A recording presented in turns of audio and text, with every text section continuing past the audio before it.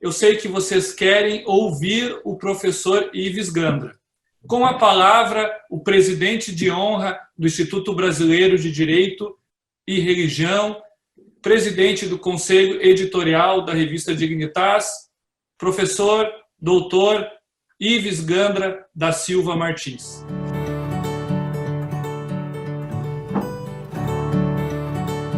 Em lugar, quero agradecer a todos vocês essa homenagem. De rigor, pela própria idade, vocês todos se referiram que eu sou decano do grupo. Eu lembro um pouco a evolução, as promoções dentro dos tribunais, que são por merecimento ou por antiguidade. Eu só posso receber essa homenagem por antiguidade, por ter 85 anos. Que todos vocês merecem, por merecimento, poderiam estar realmente sendo homenageados pelo Congresso. E fico muito satisfeito de estar aí com todos, com a Silvana, com a Thaís, com o Fábio, com o Samuel, com o Gilberto, com o Jean e o Tiago, e, na verdade, há muito tempo nós vemos, todos nós, trabalhando para mostrar que é um direito religioso. Se nós examinarmos a própria evolução da história humana, nós vamos encontrar que a religião sempre esteve vinculado a um exercício do direito no homem em sociedade.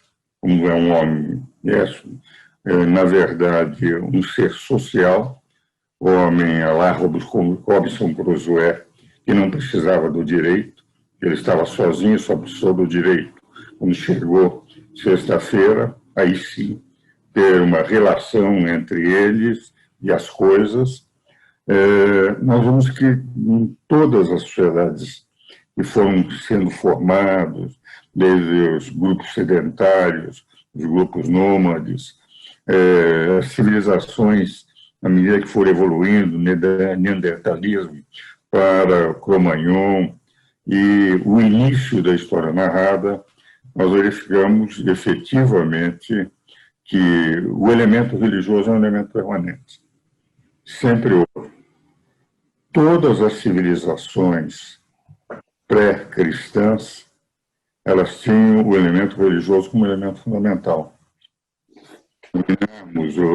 Os sumerianos na Índia, na China, se pegarmos todo o Próximo Oriente, as diversas civilizações, os elamitas, os assírios, os códigos. Os códigos eram a demonstração da presença, da convicção de que nós não estamos aqui por acaso. Aliás, sobre isso, é bom lembrar, eu sempre digo aos ateus, agnósticos, que nós somos, nós, os que acreditamos em Deus. E os ateus, agnósticos que não acreditam em Deus, homens de muita fé.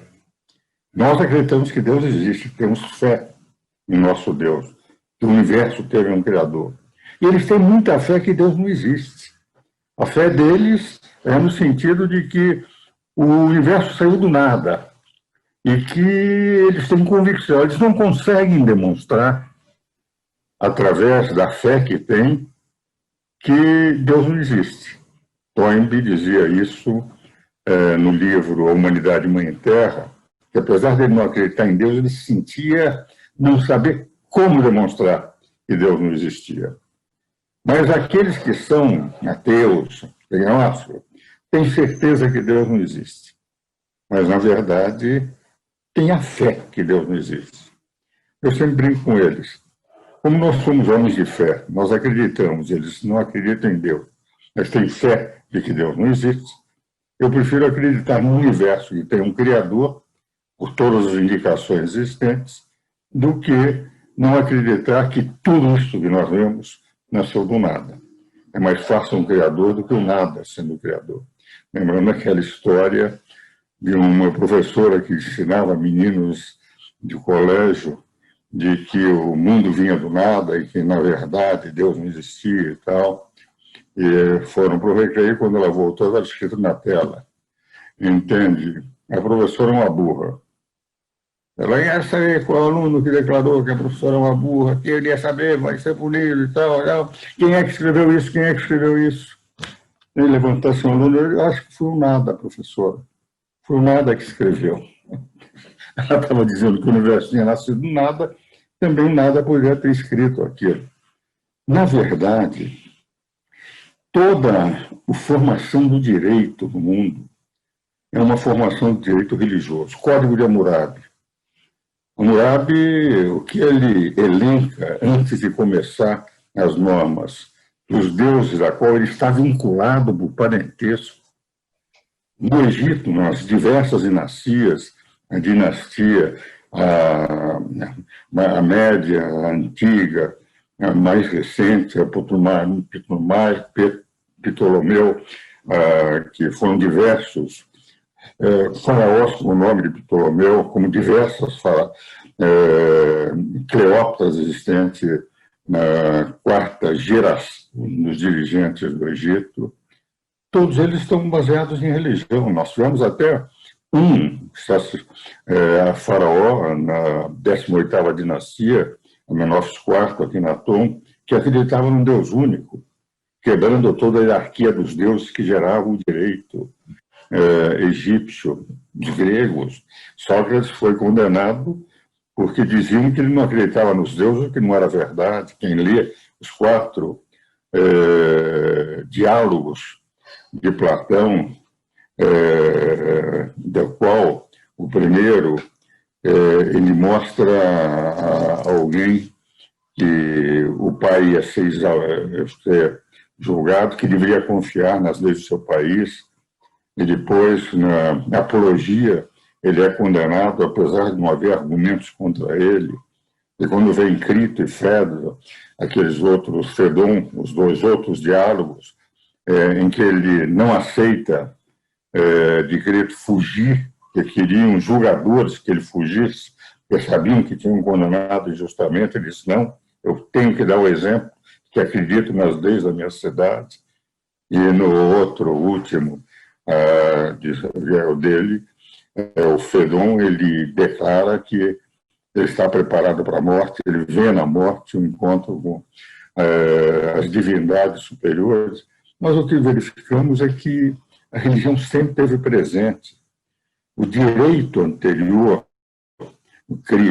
as leis de Manu, as leis de Gipistá, as leis de surgir o primeiro código existente, a presença sempre de Deus. E se nós analisarmos a civilização cristã, isto é, a civilização de onde nós temos os valores que estão colocados na Declaração Universal dos Direitos Humanos, os valores que estão colocados nas principais constituições do mundo, nós vemos que a nossa origem é uma origem de um povo em que toda a sua legislação é baseada na religião, em Deus.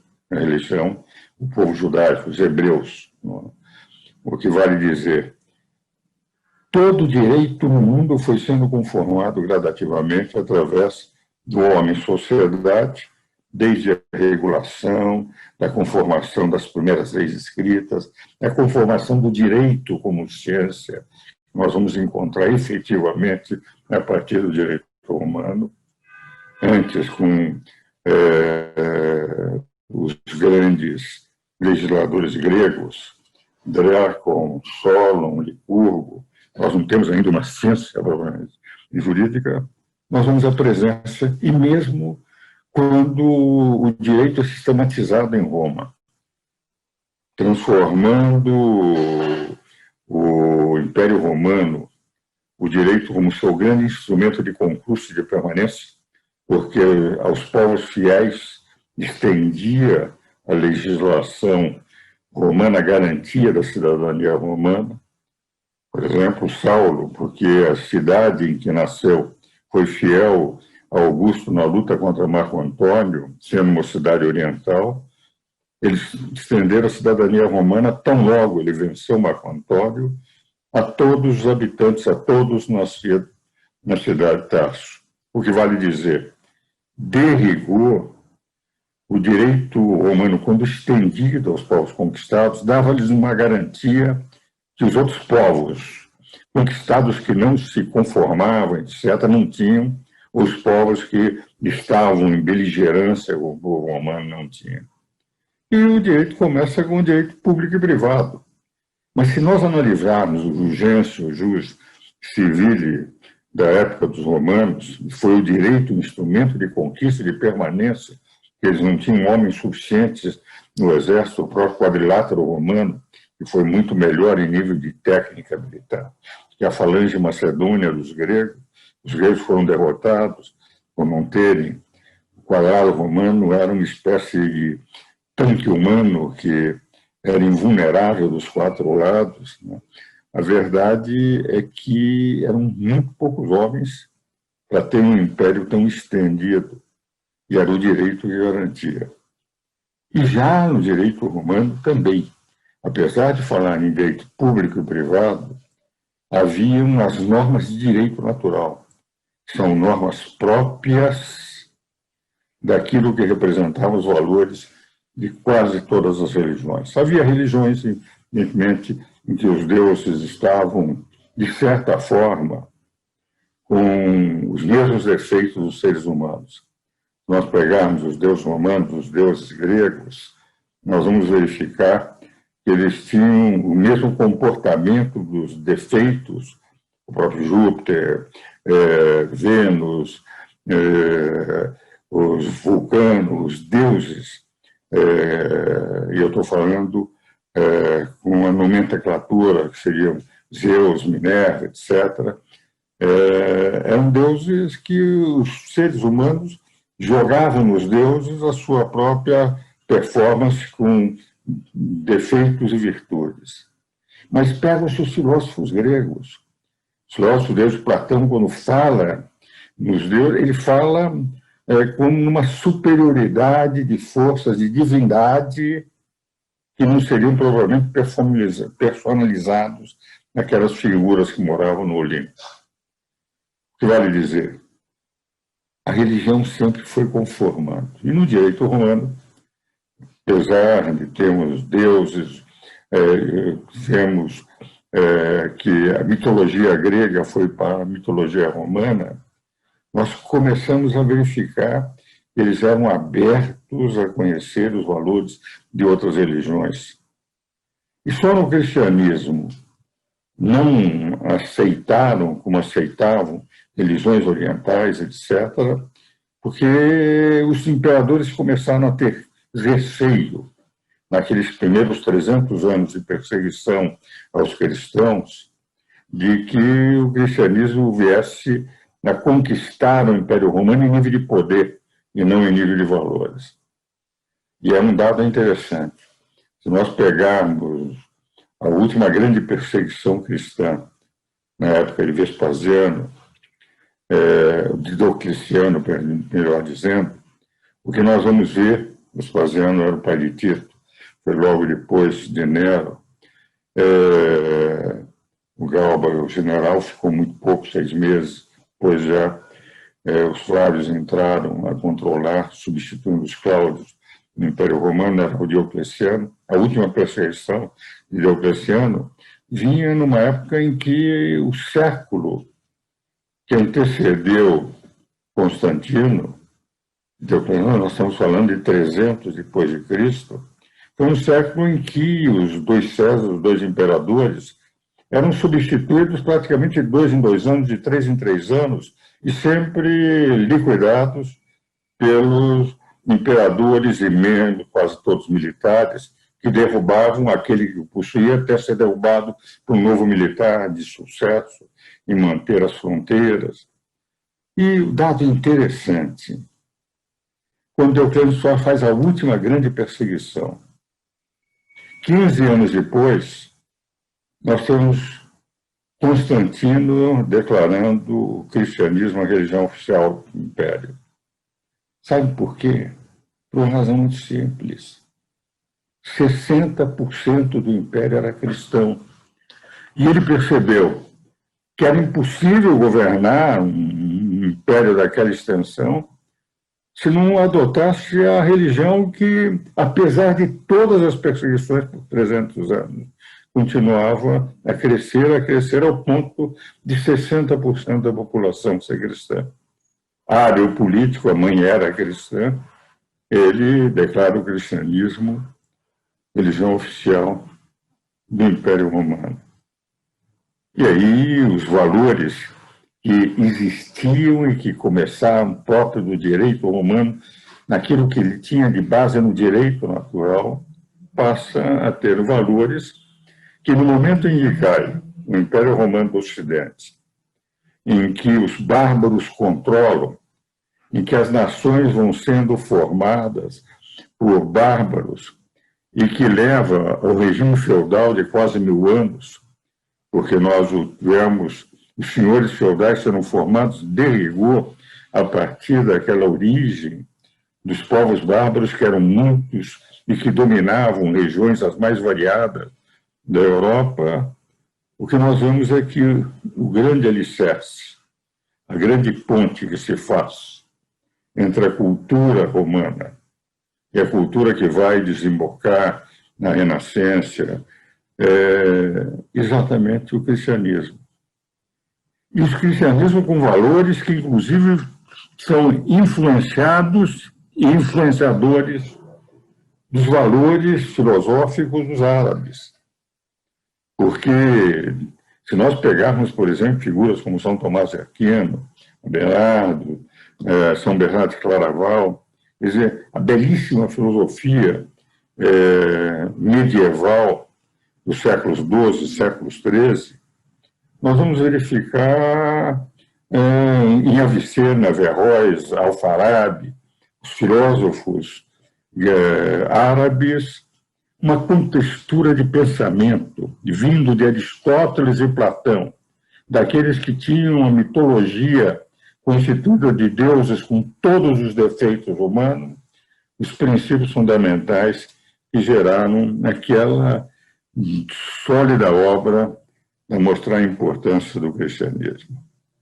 E é interessante, nessa evolução histórica quanto ao cristianismo, nós vamos verificando que sempre a religião esteve presente, não só, portanto, antes da fase que eu chamo de pré-científica do direito, a fase científica que começa com o direito humano, essa presença constante, até desembocar na Renascença.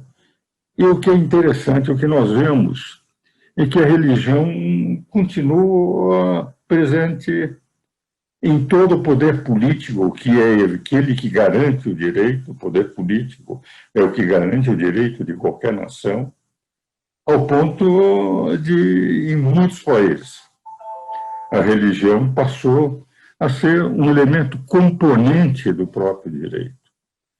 Nos Estados Unidos, até hoje, nos julgamentos, faz-se o juramento perante uma Bíblia. A Inglaterra tem uma religião oficial que é o anglicanismo. Os países nórdicos, onde o nível de agnosticismo é muito grande, são religiões, tem as religiões protestantes que lá estão, que são religiões oficiais do governo. Em Israel, os países islâmicos, o que nós vemos é efetivamente que a presença de Deus é uma constante na formação do direito. O homem não pode viver sem Deus. E quando vive sem o Deus verdadeiro, ele cria outros deuses. No nazismo, Hitler, os deuses do sexo, os deuses do dinheiro, ele tem necessidade de endeusar alguma coisa. Quando não encontra o seu verdadeiro centro, que é o Deus verdadeiro, ele cria deuses falsos, na qual ele se dedica e, de repente, quando morre e vai chegando ao final, lembro uma frase de um dos exploradores da vida, do cardeal Richelieu, que dizia, ao final da vida, quando ele passava as mãos sobre as alfaias, se eu pudesse, como quem dissesse, se ele pudesse levar tudo aquilo para outra vida, mas não podia, porque, na verdade, Os deuses falsos são deuses que morrem quando morrem as pessoas.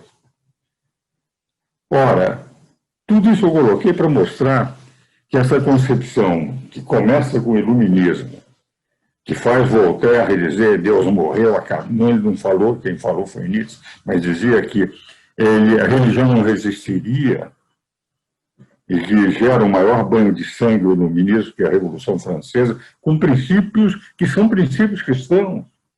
Fraternidade, solidariedade, igualdade, os princípios que até hoje influenciam o direito no mundo inteiro e que são direitos cristãos, que são direitos fraternidade, igualdade, esses de liberdade, esses direitos geraram o maior banho de sangue da história francesa com a Revolução Francesa, principalmente na época de Robespierre, que diz que Deus não existia e criou a deusa razão. A deusa razão. E ele foi morto depois de 2 anos de um ano de terror, no qual substituiu todos os tribunais judiciais por tribunais populares. E os valores do direito natural. Entre o direito positivo e o direito natural não há conflito. O direito natural são aqueles direitos inerentes ao ser humano que recebem por uma forma de criação. O direito positivo são aqueles direitos que o homem pode criar. No direito natural, os princípios fundamentais, o homem, o poder, só pode reconhecer. Se não reconhece, corrompe o direito.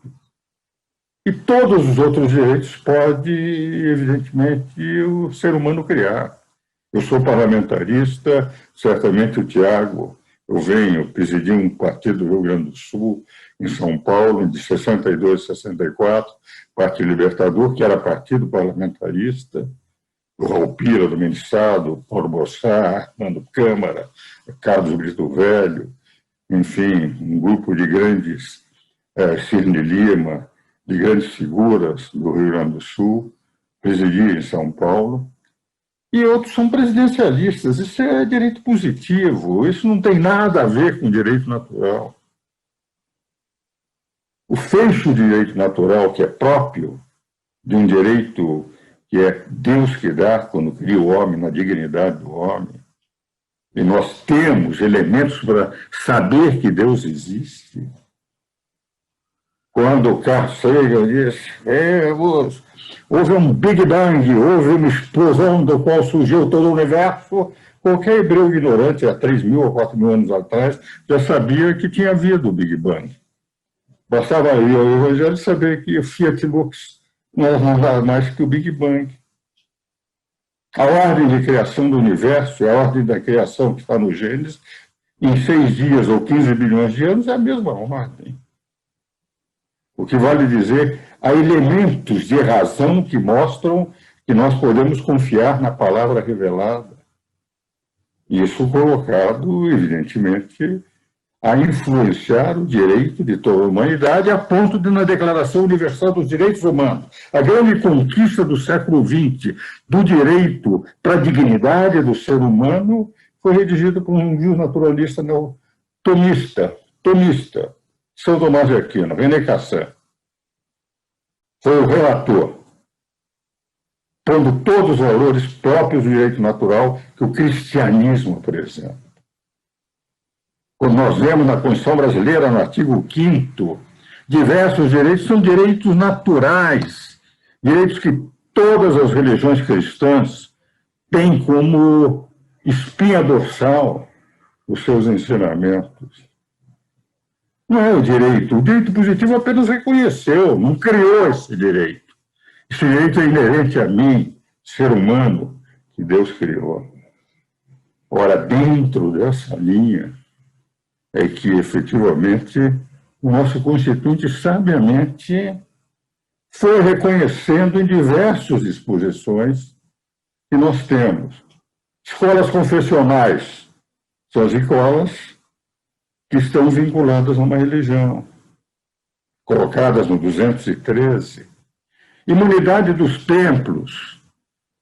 A imunidade ainda, semana passada, fazia uma audiência pública no Congresso Nacional, a respeito do veto do presidente, mostrando sobre a importância das religiões, com deputados e senadores na comissão. Fiz uma exposição de meia hora e fiquei satisfeito de ver a receptividade, a concordância daqueles que estavam na comissão. Então, quando vejo, num determinado momento, que o Constituinte foi colocando direitos no artigo 1º sobre princípios fundamentais próprios da religião, no artigo 2º sobre a não discriminação, quando colocou a liberdade de consciência, a objeção de consciência, a garantia dos vicariatos militares, o direito de não, aquelas que irão acreditar em religiões, os quakers nos Estados Unidos, que não aceitam participar de guerras, aqui nós temos o direito de colocar objeções, ter serviços alternativos militares, o ensino religioso obrigatório, quer dizer, obrigatório como imposição para o governo, facultativo para quem quiser, com o artigo 210, parágrafo 1º. Então, nós temos diversas disposições que dão uma autonomia, como se fala em direito ambiental, que tem um único artigo da Constituição, é o artigo 225, em que apresenta todas essas relações. Então, eu estou convencido que nós temos um direito religioso autônomo. Tínhamos no início o direito civil, o direito de jusência, o direito civil, mas dividido em direito público e privado. Quando eu estudei na faculdade, há 66 anos atrás, o que nós víamos lá era direito público e privado, direito comercial, direito civil, direito privado, não tinha mais outro direito. O direito público era o direito constitucional, que dava origem a todos esses. Daí nós víamos direito processual, tínhamos direito administrativo. Se nós analisarmos a grade de 1950 das faculdades de Direito e a grade de hoje, os diversos ramos do direito tributário não existia, direito econômico não existia. Nós batalhamos, eu era professor de Direito Econômico, ou responsável, na época não havia cadeira, na Universidade de Mackenzie, na década de 70, década de 80, nós lutávamos na Constituinte para que aceitassem a expressão direito econômico na Constituição, para dizer que havia uma autonomia no direito, e foram sendo criados. Direito ambiental, direito às comunicações, direito esportivo. Só um artigo existe na Constituição, que é o artigo 217, fala assim, direito esportivo. Uma autonomia que se não dá a qualquer outro direito. E nós, com todos esses dispositivos, e com uma Constituição que começa, nós, os constituintes, sob a proteção de Deus, promulgamos toda a Constituição. A promulgar a Constituição sob a proteção de Deus, a expressão sob a proteção de Deus foi posta em votação e foram pouquíssimos os constituintes que votaram contra. Dizer que não há uma autonomia do direito religioso, com todas essas características próprias, não é um direito que só existe um artigo como esportivo, ambiental, na Constituição, mas diversas disposições para mostrar essa autonomia, que parece efetivamente ter preconceito jurídico, preconceito em relação a Deus, preconceito em relação às normas, à tradição e à relação histórica da humanidade. É por essa razão que eu tenho defendido. Quando o Tiago e Jean vieram também para prefaciar direito religioso, dizendo que nós precisaríamos batalhar, é evidente que eu, que vinha já defendendo essas teses, abracei com maior satisfação. E eu estou convencidíssimo hoje, nesses 29 minutos e 13 segundos da minha palestra para encerrar, que existe um direito religioso. E todos nós temos que defender essa autonomia, como os economistas, aqueles que faziam direito econômico, que faziam direito tributário, aqueles que trabalhavam nesses ramos, que ganharam autonomia, conseguiram.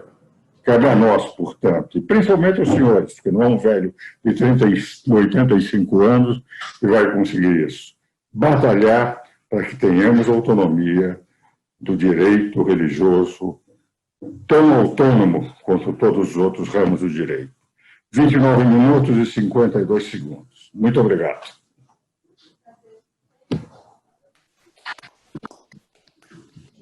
Professor Ives, eu tenho certeza que se agora eu perguntasse para todos integrantes da mesa se cedessem seus tempos, todos iriam ceder, cada qual seu respectivo tempo, para que nós ficássemos a tarde toda ouvindo o senhor. É muito bom ouvir a sua prédica e especialmente o seu ânimo, a sua fibra quando o senhor fala de direito religioso. Inclusive foi interessante que na sua fala o senhor vai mantendo um tom, e aí quando o senhor chega na parte aí do direito divino, na lei natural, na liberdade religiosa, o senhor se emociona, o senhor vibra, né? De repente até sem o senhor mesmo perceber. Como o senhor vibra quando o senhor vai entrar no direito religioso, na liberdade religiosa, no direito à crença. O senhor é uma inspiração para mim, o senhor é uma inspiração para todos nós que integram essa mesa, o senhor é uma inspiração para os quase 2.000 alunos que estão lhe assistindo agora, neste momento. Professor Ives, muito obrigado pela sua palestra, pela sua fala. Quero que o senhor aí dê as suas saudações finais para que a gente continue o evento. Como eu disse, por mim, eu veria o senhor a tarde inteira. Eu aqui quero agradecer muito a todos pela atenção dispensada e a alegria minha de vê-los todos realmente incorporados nessa luta para a autonomia do direito religioso. E só não vou ficar para ouvir a palestra de todos, porque quando me disseram que teria que fazer a exposição, disseram que era meia hora, e eu estou já com clientes do outro lado, esperando na sala de reuniões que você conhece, entende? Que eu tinha marcado 3 horas, e então eles estão chegando nesse momento. Mas quero agradecer muito as palavras de cada um de vocês, e ao mesmo tempo a atenção que dispensaram e o apelo. Vale a pena lutar por essa causa. Eu tenho a impressão que toda a nação, com o tempo, vai agradecer. Eu também estou convencido que Deus está vendo isso e que Ele, mais do que ninguém, sabe perfeitamente que vale a pena, porque a humanidade tem que evoluir.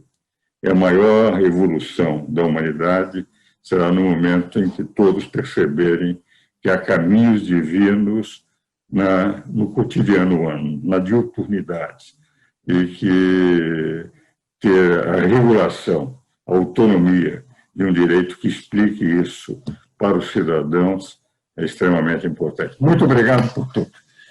Obrigado, professor Ives. Quero dizer que nós amamos o senhor, amamos a sua família. Obrigado mais uma vez. Vai lá atender o cliente, que nós já estamos tirando o tempo dele. Muito obrigado, viu? Tchau, tchau. Obrigado. Até. Obrigado.